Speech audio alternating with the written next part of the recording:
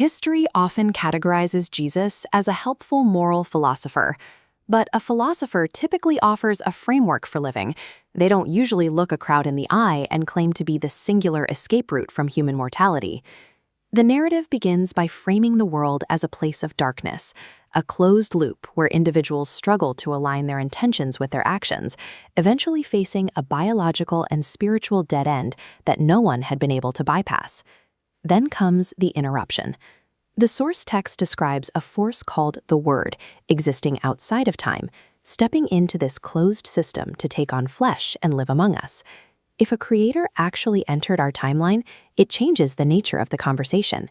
He arrived claiming not just to have good ideas, but to hold absolute authority over life itself. In first-century Jerusalem, the Pharisees maintained a strict monopoly on the spiritual life of the city. They managed the behavioral rules and the societal power that came with defining access to God. When a leader named Nicodemus met Jesus privately, he was told that his entire checklist of religious performance was insufficient. Jesus argued that a person requires a total rebirth from a source outside themselves. This was a direct strike at the heart of the establishment. If connection to God is a supernatural reset rather than a reward for following rules, the Pharisees' system of control becomes irrelevant. Jesus was not interested in reforming the existing religious structure. He was presenting a total replacement for it, setting the stage for an inevitable collision with those in power. He began providing data points that challenged physical reality. In front of thousands of witnesses, he took a boy's lunch, 5 loaves and 2 fish, and distributed enough food to fill 5,000 people. He linked this physical act to a spiritual claim, identifying himself to the crowd as the bread of life. The response was immediate and divided. Many followers who were happy with the free meal found the absolute nature of his words impossible to accept and walked away. The evidence intensified when he encountered a man who had been blind since birth. He applied mud to the man's eyes and restored his vision entirely. Along with the healing, he issued another claim: "I am the light of the world." This healing triggered a crisis for the authorities. They interrogated the man and his family, eventually expelling the man from the synagogue as they began to discuss how to permanently silence Jesus. Each miracle increased the societal pressure. These were public disruptions that forced everyone, from the crowds to the high priests, to decide whether to accept his authority or find a way to stop him. The final piece of evidence moved beyond healing and into the realm of the impossible. His friend Lazarus had been dead and buried for 4 days. Before the grieving family, Jesus issued his most extreme ultimatum: "I am the resurrection and the life." He ordered the tomb opened. Witnesses saw a man who had been dead walk out alive, still wrapped in his burial cloths. By publicly reversing death, he had dismantled the finality of the grave. Proving this level of authority meant he could no longer be ignored or managed. He had to be eliminated.